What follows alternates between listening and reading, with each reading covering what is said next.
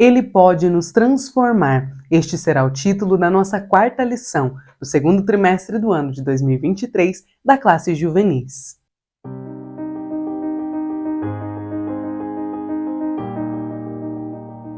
A paz do Senhor, querido aluno e professor da Escola Bíblica Dominical. Eu sou a irmã Damari, sou professora da EBD, na congregação em que sirvo ao Senhor aqui na Assembleia de Deus, em Curitiba. Hoje eu estou aqui para que nós possamos continuar a nossa meditação e hoje nós falaremos a respeito da transformação que só Jesus pode fazer na vida de um homem, de uma mulher ou de um adolescente, um juvenil que se entrega para o Senhor, que o aceita como seu Salvador e que nasce de novo. Então, este será o nosso foco do nosso estudo na aula de hoje. Lembrando que esta aula está programada para ser ministrada no dia 23 de abril. Se você já está aqui, se você chegou até este momento neste vídeo, eu te convido a deixar o seu like neste vídeo. Se você ainda não é inscrito no canal, seja muito bem-vindo, se inscreva. E se você quiser deixar o seu comentário, sinta-se muito à vontade.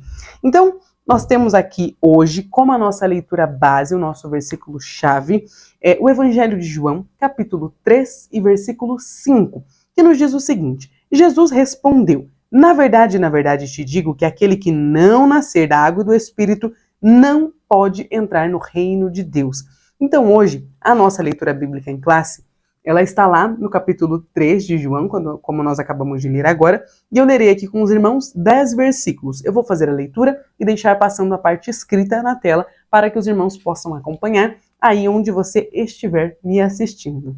E havia entre os fariseus um homem chamado Nicodemos, príncipe dos judeus. Este foi ter de noite com Jesus e disse-lhe: Rabi, bem sabemos que és mestre vindo de Deus, porque ninguém pode fazer estes sinais que tu fazes se Deus não for com ele. Jesus respondeu e disse-lhe: na verdade te digo que aquele que não nascer de novo não pode ver o reino de Deus. Disse-lhe Nicodemos: como pode um homem nascer sendo velho? Porventura pode tornar a entrar no ventre de sua mãe e nascer? Jesus respondeu: na verdade te digo que aquele que não nascer da água e do Espírito não pode entrar no reino de Deus. O que é nascido da carne é carne, e o que é nascido do Espírito é Espírito. Não te maravilhes de ter dito: necessário vos é nascer de novo. O vento assopra onde quer, e ouves a sua voz, mas não sabes de onde vem, nem para onde vai. Assim é todo aquele que é nascido do Espírito. Nicodemos respondeu e disse-lhe: como pode ser isso? Jesus respondeu e disse-lhe: tu és mestre de Israel e não sabes isso? Então, na leitura de hoje, nós encerramos com esta pergunta de Jesus para Nicodemos: você é mestre em Israel, como é que você não sabe disso? E é um dos assuntos que nós trabalharemos nesta lição. Hoje, então, meus irmãos, nós temos como objetivo os seguintes pontos. Primeiro, saber ou fazer com que os nossos juvenis saibam o que é o amor e a base da fé do novo nascimento. Este é o primeiro objetivo. Segundo, reconhecer que a transformação radical do homem só é possível mediante a fé em Jesus. E terceiro, compreender por que motivo precisamos nascer de novo.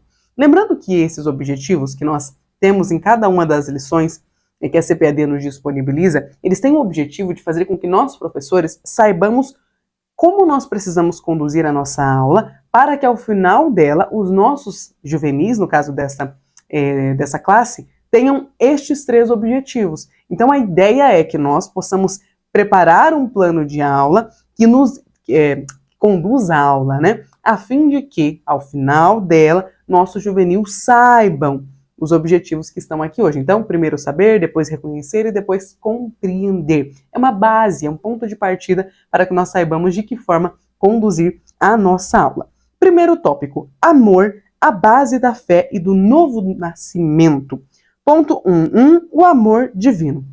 Parece que o amor divino se tornou algo distante da realidade que enfrentamos em nosso dia a dia, em especial em nossa sociedade. Temos muitas informações a respeito de Jesus. Contudo, quantos verdadeiramente o conhecem como Salvador e como aquele que pode nos dar uma nova vida? Aqui nós temos uma pergunta, e você pode fazê-la aos seus juvenis. No momento da história em que nós mais temos acesso a informações, o que será que nós sabemos de Jesus?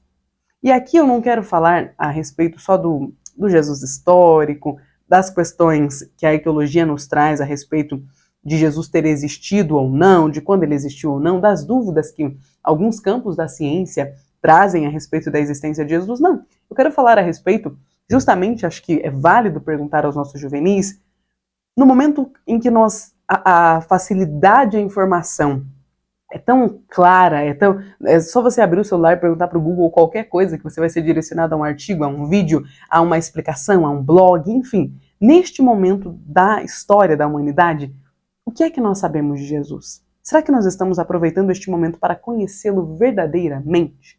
Porque eu não estou aqui dizendo que conhecer o Jesus histórico nos leve para longe de Jesus ou que questionar a existência de Jesus possa balançar a nossa fé. Não, muito pelo contrário. Os nossos adolescentes, juvenis das nossas igrejas precisam ser ensinados a questionar a fé deles. O Senhor deseja que nós sejamos racionais na condução da nossa fé, que nós apresentemos um culto racional, porque isso significa que você sabe para quem você está apresentando um culto. Isso significa que você conhece o Deus que você serve. Então não tem nenhum problema da nossa fé ser baseada na razão.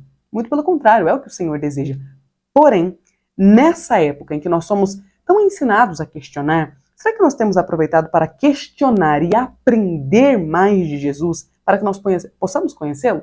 Ou será que nós estamos deixando passar um tempo tão precioso com essa quantidade de acesso à informação e desconhecendo Jesus, ouvindo falar, né, sabe, conhecendo assim de ouvir falar, sabe, das pregações na igreja, das aulas da EBD, mas sem se aprofundar? Uma pergunta que nós podemos aproveitá-la para fazer com que os nossos juvenis falem, para que eles reflitam sobre isso, para que exista ali um momento de pensar sobre o que é que nós estamos aprendendo neste momento de tanta facilidade, de tanto acesso ao conhecimento sobre Jesus, que nos leve para mais perto dele. Será que estamos aproveitando o momento? Continuando, Jesus não se ajuntou aos doutores da lei do seu tempo e ficou discutindo ou filosofando a respeito do amor. Não, ele viveu esse amor até os seus últimos momentos nesta terra. Eu até circulei aqui a palavra. É muito comum nos nossos dias, ainda mais por conta das redes sociais, que as pessoas discutam sobre os mais diversos assuntos. Com, né, o advento da rede social, o crescimento da rede social, muitas pessoas passaram a opinar sobre tudo. Ano passado, por exemplo, até outubro, todo brasileiro sabia o que fazer no âmbito político brasileiro. Depois de outubro, todo brasileiro sabia o que fazer no âmbito futebolístico brasileiro, né? Deixa de ser comentarista político para ser analista de futebol. Então veja que nós temos essa, ainda mais nós aqui brasileiros, essa mania de querer opinar sobre tudo, de querer falar sobre tudo. E a gente entra lá na internet, no Twitter, enfim, nas mais diversas plataformas e nós encontramos todo tipo de discussão sobre os mais variados assuntos.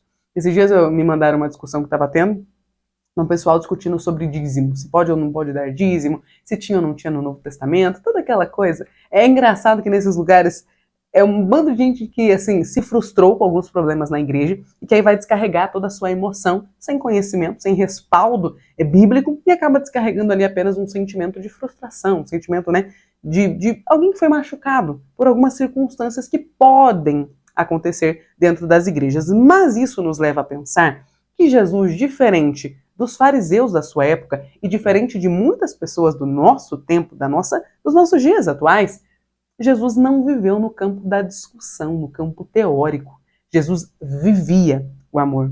Não ficava apenas no campo da discussão. Jesus trazia para a prática da sua vida o amor. Aqui fica para nós, para os nossos juvenis, um puxãozinho de orelha. Nós não precisamos discutir sobre tudo, mas nós precisamos sim viver aquilo que a Bíblia nos exorta a viver. Uma destas exortações que nós recebemos da Bíblia é andar em amor, é viver em amor, é amar a Deus sobre todas as coisas, ao nosso próximo como nós amamos a nós mesmos. Então veja que a prática do amor é algo que nós precisamos viver. O Senhor não nos convida a discutir o amor, mas nos chama, né? Nos convida, nos convoca, eu esqueci, a palavra convoca fugiu. O Senhor nos convoca a viver o amor. Continuando aqui no ponto 1.2, um amor altruísta. Seu amor abnegado, isso. Seu amor abnegado foi comprovado por intermédio de seus atos e de suas palavras. Ele não fez do reino somente um tema para ser estudado. Jesus não viveu no campo da teoria. Ele fez fez por uma humanidade decaída, pessoas que não eram merecedoras de tanto bem. Uma conversão genuína a Cristo vai produzir bons frutos. É hora de evidenciarmos o caráter de Cristo vivendo, não discutindo, não conversando, não teorizando, não entrando nas redes sociais para ficar falando à toa. É hora de vivermos o caráter de Cristo, vivendo o verdadeiro amor, aquele que o apóstolo Paulo descreve, né, com tanta profundidade lá na carta de 1 Coríntios, capítulo 13. Meus irmãos, é muito importante esta aula para os nossos para os nossos juvenis, porque nós estamos falando numa era em que nós meio que aprendemos a falar sobre tudo, a discutir sobre tudo, e o Senhor não nos convida a isso. Às vezes nós estamos tão ocupados trazendo os mais determinados assuntos doutrinários para o campo da teoria, e a gente se esquece de que isso o Senhor nos convida a viver o amor, a viver a prática da misericórdia, a viver a paciência, a viver a longanimidade. O Senhor nos convida a viver o perdão, a não só falar dele. Ah, se o seu... Esses dias eu recebi uma pergunta no Instagram, que eu sempre deixo aqui, se o seu marido te traísse. Eu falei, gente, sabe, nós não somos chamados para viver no mundo do e se, no campo das probabilidades. O Senhor nos convida a viver, o Senhor nos convida às ações. É a hora dos verdadeiros adoradores adorarem ao Pai. A seara é muita, é grande, poucos são os dispostos a ceifar. Meus irmãos, nós precisamos ensinar aos nossos juvenis que o Senhor nos convida para a prática e não para a teoria. O Senhor não deseja um monte de acadêmicos discutindo o que é o amor cristão, mas Ele deseja uma igreja cheia de pessoas dispostas a vivenciar o amor cristão. Amém? Vamos continuar então? Ponto 2. As bases de nosso novo nascimento. 2.1. Uma doutrina importante. O novo nascimento é uma das principais doutrinas da fé cristã. De acordo com Jesus Cristo, ninguém pode fazer parte do reino de Deus se não nascer de novo. Temos visto na atualidade que muitos, embora se declarem cristãos, estão totalmente equivocados a respeito da doutrina da salvação, do novo nascimento e do reino de Deus. O Evangelho de João nos apresenta Nicodemos, um fariseu, líder dos judeus, e ele também demonstrou diante de Jesus não conhecer a respeito deste importante tema. Nicodemos era um homem muito importante na sociedade da qual Jesus fazia parte. Porém, Nicodemos tinha algo diferente dos outros fariseus. Ele era curioso. Ele queria saber sobre os assuntos que Jesus estava falando. Ele queria ter um pouquinho mais de profundidade, sabe? Conversar com Jesus de pertinho para saber, vamos ver se esse homem realmente sabe dos assuntos. Tem algumas dúvidas para tirar com ele. Então, Nicodemos vai ter com Jesus. No momento ali onde ele não poderia ser tão visto, onde as pessoas não o condenassem por estar dando ouvidos a um profeta de Nazaré, um profeta com muitas aspas, porque naquela época existia uma dúvida a respeito do ministério de Jesus, e Nicodemos vai ter com Jesus. E um dos diálogos mais lindos de toda a Bíblia, que inclusive vai desaguar, né, no nosso versículo, no texto áureo da Bíblia, porque Deus amou o mundo de tal maneira, se dá entre Jesus e Nicodemos. E é tão lindo ver que um homem tão inteligente quanto era Nicodemos, um homem com tanta sabedoria humana, diante de Jesus, ficou sem palavras. Diante de Jesus ele tinha infinitos questionamentos, porque diante do mestre, diante da fonte de toda a sabedoria, aquele homem perdeu as palavras. Aquele homem percebeu que toda a teoria que ele sabia, que ele tinha aprendido, não era suficiente. E eu amo essa passagem de João capítulo 3, porque ela me mostra que não importa o quanto alguém, um ser humano, um homem, uma mulher, estude, se dedique a uma área do conhecimento, diante de Deus, todos nós ficaremos sem palavras, porque diante dele, quando estamos na frente dele, é ele a fonte da sabedoria, que às vezes nós nos deixamos ser canais dessa sabedoria. Então, quando nós estamos diante de Jesus, não há ensinamento, não há conhecimento, não há profundidade que seja maior do que a de Jesus.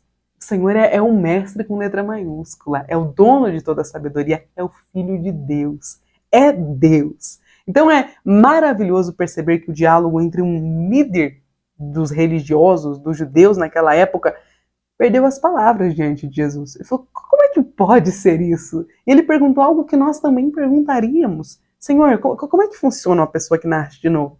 Talvez seja a dúvida dos nossos juvenis.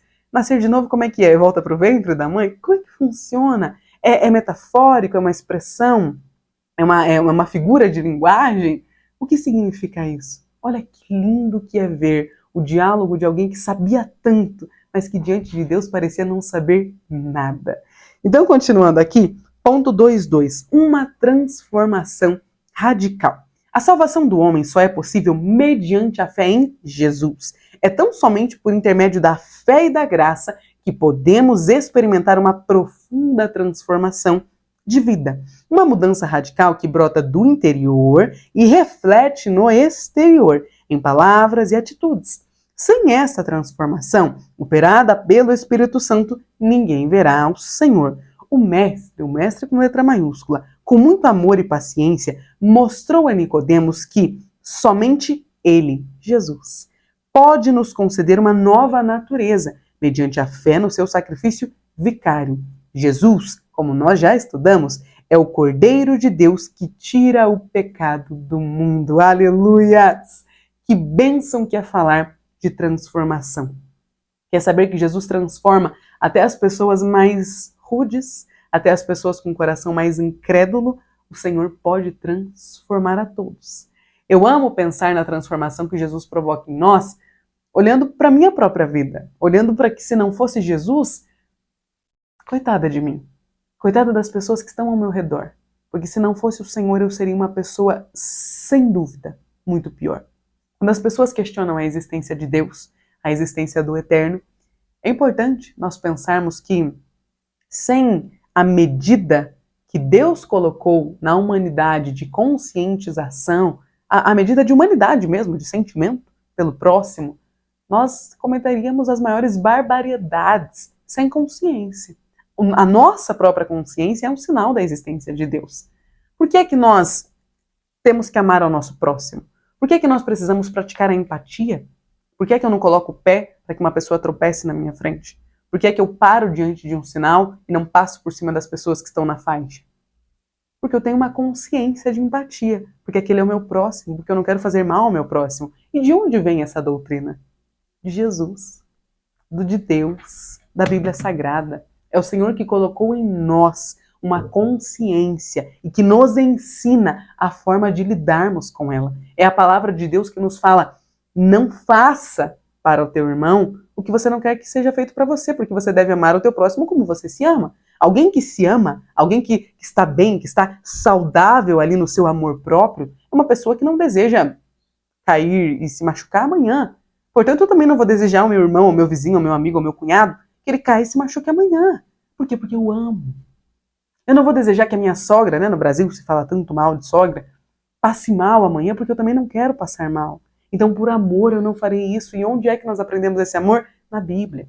Nós só entendemos sobre isso através da transformação que só Jesus faz em nós. Então, eu convido você, professor, a perguntar aos seus juvenis se eles conhecem exemplos de pessoas que foram transformadas por Jesus e se eles querem compartilhar.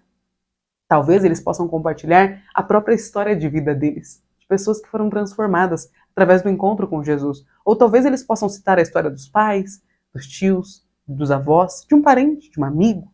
Mas você, professor, pode chegar na sua classe com a história de alguém que foi transformado. A lição vai citar daqui a pouco alguns personagens, mas você pode trazer uma pessoa que você conhece ou contar a sua história. O que foi que Jesus fez por você? Qual a transformação que Cristo realizou na sua vida? Por que não compartilhá-la, né, com os seus juvenis? Aproveite a oportunidade, fale de transformação e traga exemplos de pessoas conhecidas. Talvez, se você não aconteceu com você, você pode pegar a história de um dos irmãos da igreja, pedir licença, pedir autorização da pessoa e contar a história dessa pessoa. Talvez do pastor, talvez de um líder, do próprio superintendente da IBD, mas mostre aos seus adolescentes, aos seus juvenis, pessoas que eles conhecem, que foram transformadas. Acredito que é um exemplo bastante válido para as nossas aulas. Terceiro tópico, aliás. Por que precisamos nascer de novo? É uma pergunta. Era uma dúvida de Nicodemos e é uma dúvida dos nossos dias. Então, aqui no ponto 3.1, o pecado e o novo nascimento. Por que tal assunto é tão importante para o crente? A resposta está em Romanos 3:23. porque todos pecaram. As Escrituras Sagradas afirmam que a humanidade se encontrava morta, separada de Deus em ofensas e pecados.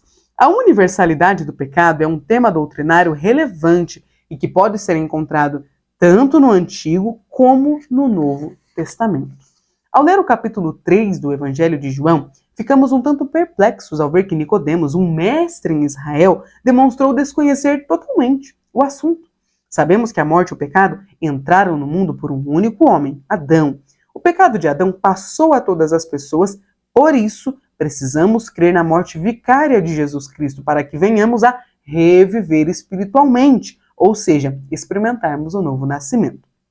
E aqui nós temos duas perguntas para os nossos juvenis. Primeiro, você já teve uma experiência real com Jesus? Não deixe que seja uma pergunta apenas retórica, professor, mas deixe que eles falem. Aproveita o momento para instigá-los a falar, para que seja uma aula, uma conversa, um diálogo. E aqui nós temos a segunda pergunta. Já experimentou um novo nascimento ou está na igreja, mas é como Nicodemos? Então você pode perguntar, juvenis, né, ou chamá-los pelo nome, se a classe tiver um nome, vocês já experimentaram um novo nascimento ou vocês estão mais próximos de Nicodemos e não sabem o que é o novo nascimento? Não é vergonhoso dizer que não é, né, que não sabe o que é o novo nascimento? Não é vergonhoso dizer que ainda não experimentou, que ainda não passou pela regeneração? Mas é um momento de pensar, por que eu não passei? Será que porque eu não creio? Será porque eu não dei atenção a esta doutrina? Será porque não entendo? É um momento de pensar a respeito disso, porque nós estamos em uma classe de juvenis, numa fase da vida em que eles precisam, ou talvez já até poderiam ter, tomado a decisão de se batizar, de servir a Jesus. É um momento importante para falarmos da regeneração que Cristo nos dá através do novo nascimento, da nova vida que Ele faz de nós quando nós o aceitamos, quando nós passamos a crer no sacrifício vicário dele. Então acredito que sejam duas perguntas bem importantes para serem feitas, né, na classe dos juvenis. Este tinha um conhecimento, Nicodemos, um conhecimento teórico a respeito da lei e dos sacrifícios do Antigo Testamento, mas não conseguia compreender as palavras tão diretas e enfáticas de Jesus a respeito da transformação interior. Nicodemos conseguia entender tudo que os fariseus tinham criado, inclusive, em volta da lei, mas tinha dificuldade de entender o quão direto, quão fácil de compreender era o que Jesus estava falando. Falou, nossa, mas é tão direto, é tão objetivo, será que é isso mesmo? Será que eu entendi? Acho que não. Porque apesar de ser direto e objetivo, novo nascimento, o que é isso? Então olha como este diálogo de Jesus com Nicodemos é maravilhoso e tem tanto a nos ensinar. Ponto 3.2. Todos pecaram.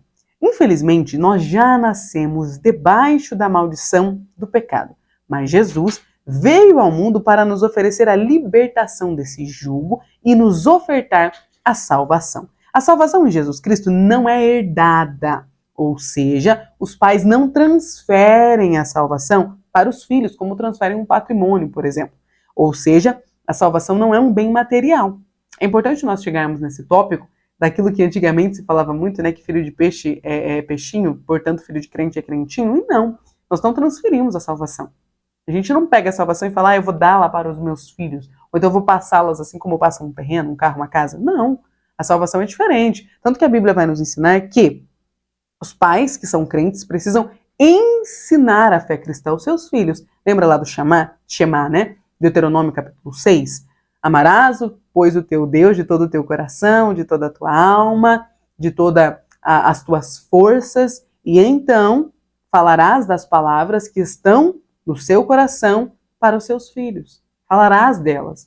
E eles terão que atá-las, né, para que eles se lembrem delas. A palavra nos ensina a mostrar o caminho para os nossos filhos, a ensinar o caminho, e a palavra é muito enfática. Ela fala andando pelo caminho, voltando, né, do caminho, assentando, levantando, na mesa, em todo momento. Porque o Senhor estava querendo dizer, lá no Antigo Testamento, e o mesmo vale para o Novo Testamento, de que a salvação não é passada de pai para filho, ela é ensinada. A gente não transfere, mas ensina. O mesmo acontece na escola bíblica dominical. O professor não pode transferir a salvação, mas ele é usado por Deus para ensinar a respeito da salvação. E continuando aqui, veja que é necessário que nós recebamos a Jesus. como Salvador pessoal, se nós queremos nos tornar filhos ou filhas de Deus. É muito importante nós falarmos aos nossos juvenis que eles precisam receber a Cristo de livre e espontânea vontade. Assim como nós, professores, um dia recebemos ao Senhor. É importante o ato de que nós recebamos a Cristo. Não tem como uma mãe falar, Senhor, eu recebo a Ti pelo meu filho. Não é possível. Não tem como um pastor dizer, eu vou te receber por esse membro. Não. Cada pessoa deve receber a Cristo por si só. O Senhor, esse relacionamento, né, o desejo do Senhor é que ele seja pessoal. É que você diga, é que eu, Damaris, você, o professor, os nossos juvenis digam, eu, fulano de tal, recebo Jesus como meu Salvador. Nós precisamos de forma individual receber a Jesus. E agora, continuando, o novo nascimento é um ato soberano da bondade divina que vai nos conduzir à vida eterna. Nós podemos ver lá no Novo Testamento o exemplo de homens e mulheres que tomaram algumas decisões, né? E que dentre elas inclui a decisão de ir até Jesus. Alguns se entregaram a ele sem restrições e assim tiveram a oportunidade de ter um encontro com o Salvador. E nunca mais foram as mesmas pessoas. Aliás, ninguém sai da presença do Filho de Deus da mesma forma. Ninguém que vai até Jesus sai de lá igual. Nós temos um exemplo na Bíblia que é de Saulo, um perseguidor de cristãos que certo dia teve um encontro com Jesus, perto da cidade de Damasco. Ao ouvir a voz de Jesus, tremendo e atônito, ele declarou, Senhor, o que queres que eu faça? Saulo, o perseguidor da igreja, estava indo até Damasco para prender cristãos, para maltratar cristãos. Ouve a voz do Senhor, descobre quem é o Senhor que está falando com ele e diz, o que o Senhor quer que eu faça? O que o Senhor quer de mim? Então Saulo se colocou à disposição do Senhor. Então ele tomou a decisão de seguir a Jesus e lá no final de sua jornada, após muitos anos ali convivendo com o Senhor, se tornando um cristão, Saulo declarou, agora como Paulo, porque para mim o viver é Cristo e o morrer é ganho.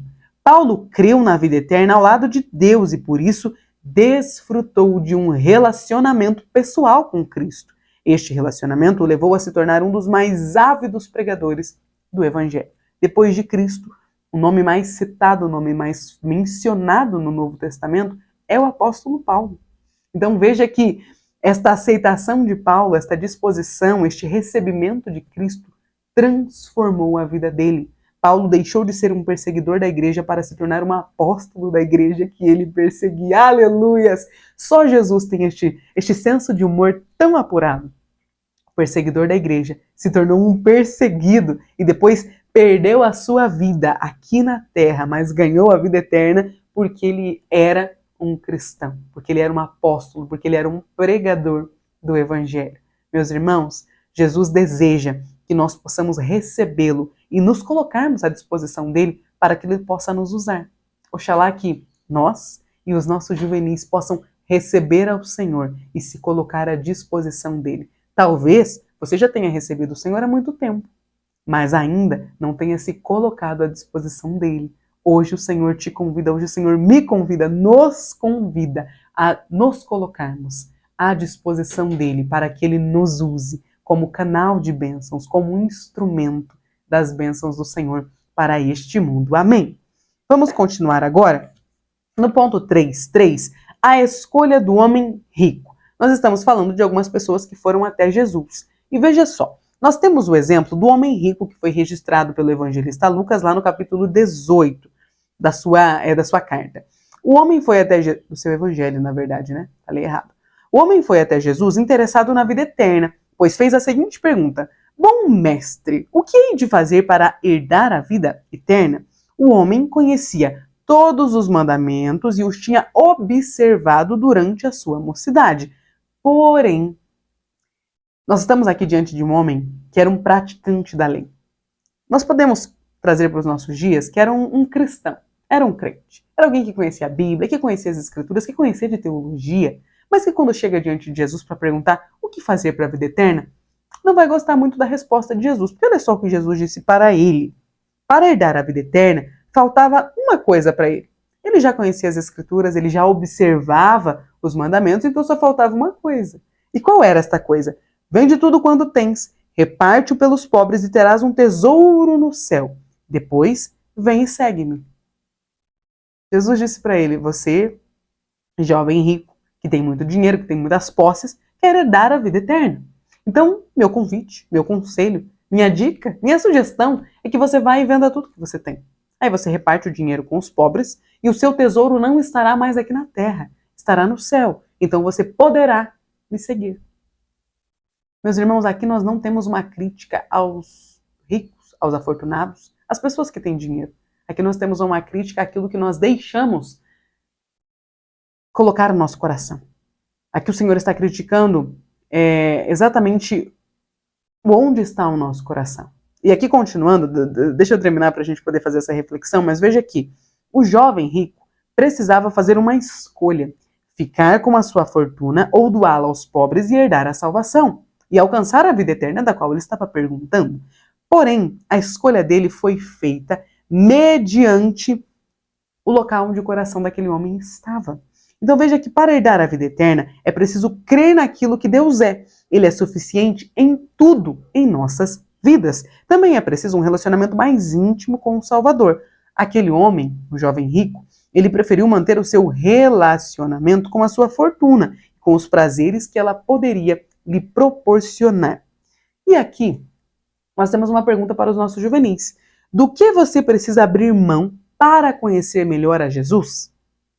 O homem precisava, o jovem rico, renunciar ao dinheiro, aos bens deste mundo. Infelizmente, ele tomou a decisão errada, preferindo aquilo que é efêmero, passageiro, as riquezas deste mundo. Quando nós olhamos para este texto, por muitos anos ele foi usado para condenar as pessoas que possuem posses, que têm algum tipo de abastança financeira. Mas não era isso que o Senhor estava falando. O Senhor não estava criticando alguém que tenha condições. Até porque o ministério de Jesus era sustentado por pessoas, muitas mulheres inclusive, que tinham condições, que eram mulheres muito bem financeiramente falando e que sustentavam o ministério dele, e que não só o ministério dele, mas também o ministério dos apóstolos. Então, não existe nenhum problema em ter dinheiro. O problema é saber onde está o seu coração. O problema é saber o que atrapalha o seu relacionamento com Jesus. Aqui, este jovem, ele não conseguia pensar na ideia de ter que abrir mão de alguma coisa para ter a vida eterna. Ele não conseguia pensar em abrir mão do que ele mais amava para ter a vida eterna, para seguir a Jesus. Sabe por que ele estava errado? Porque ele mais amava o seu dinheiro, mais amava a sua fortuna do que a Deus. Lembra do mandamento? Ele que se dizia um conhecedor do mandamento, ele que se dizia ter observado, meditado na lei do Senhor, não meditou bem. Porque a Bíblia nos fala desde o início de que nós precisamos amar a Deus sobre, acima, muito acima, de todas as coisas. Todas as coisas. Quando eu amo a Deus, o meu coração está nele. Quando eu amo a Deus, eu amo mais do que o meu cônjuge, mais do que os meus filhos, mais do que a minha profissão, mais do que o meu diploma, mais do que a minha conta bancária, mais do que o meu carro do ano. Amar a Deus sobre todas as coisas significa qualquer coisa que Deus me tirar, não me tirará da presença dele. Lembra de Jó? O Senhor tirou todos os bens financeiros, tirou todos os filhos. Não sobrou nada aí. Uma esposa tão triste quanto ele, tão abatida quanto ele. Meus irmãos, muito cuidado com onde está o nosso coração. Nossos juvenis precisam pensar sobre isso. Onde está o coração deles? No que eles têm empenhado as forças deles? Cuidado. Às vezes eu olho para uma reflexão que nós fazemos muito aqui em casa com os meus pais, com a minha família, de que nós saímos de uma geração que decidiu dar tudo aos filhos, que decidiu dar aos filhos tudo que não tiveram. Então, eu não pude estudar, meus filhos vão estudar, vão ir para a faculdade, para o mestrado, para o doutorado. Eu não tive tênis de marca, então meus filhos vão usar de Nike para cima. Eu não fui para a escola de condução, aí meus filhos vão receber, tem a condução todo dia na porta de casa. Que perigo. Que perigo. Porque nós estamos achando que é mais importante que os nossos filhos, que os nossos adolescentes, tenham coisas do que conheçam a Deus. Muito cuidado. Nós estamos vivendo um dia de inversão de valores. A gente acha que tudo nessa vida é mais importante do que ir para a igreja. É mais importante ter uma profissão, falar um outro idioma, fazer natação, ir para o cursinho do vestibular, né, preparatório para a faculdade, do que para a igreja. Onde está o nosso coração? Quanto tempo a gente passa olhando para o celular, mexendo nas redes sociais? E quanto tempo a gente passa encontrando Jesus através da palavra dele, da Bíblia? Onde está o nosso coração? O que nos impede de conhecer a Jesus? Meus irmãos, o novo nascimento, ele é algo que nos transforma, não uma vez só, não um mês só, mas por uma vida inteira.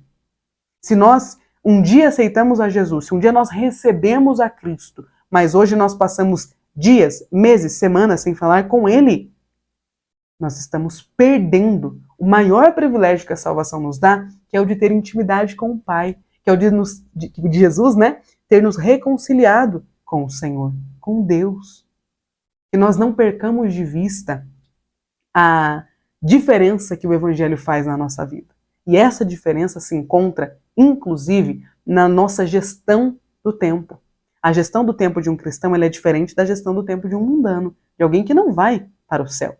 Nós sabemos onde está a nossa prioridade, ou pelo menos deveríamos saber. E a prioridade de todas as pessoas, sejam elas jovens, adultos, adolescentes, juvenis, recém-casados, idosos, é Cristo, é o Senhor, é conhecê-lo, é estar mais perto dele. Nós não podemos deixar que o nosso coração, que os nossos olhos, que a nossa atenção se desvie do céu. O nosso alvo continua sendo Cristo. O nosso alvo continua sendo morar de novo com o Senhor nas mansões celestiais. Amém? A lição de hoje fala de transformação. E a pergunta que fica para nós e para os nossos juvenis é a seguinte: você já foi transformado? Se você já foi, será que essa transformação ela continua acontecendo na sua vida? Ou será que já é hora de pedir a Deus uma nova transformação? Nós possamos pensar a respeito desse assunto. Porque respondendo se nós precisamos ou não de uma nova transformação, nós vamos ter que pensar sobre onde está o nosso coração. E aí nós vamos poder responder se o nosso coração está no Senhor e na bondade e na misericórdia dele, ou se o nosso coração está nas coisas efêmeras, passageiras deste mundo. Oxalá que nossos olhos, que nossa atenção e que o nosso coração ainda esteja preso em Jesus, assim como no dia que nós fomos transformados por ele. Amém?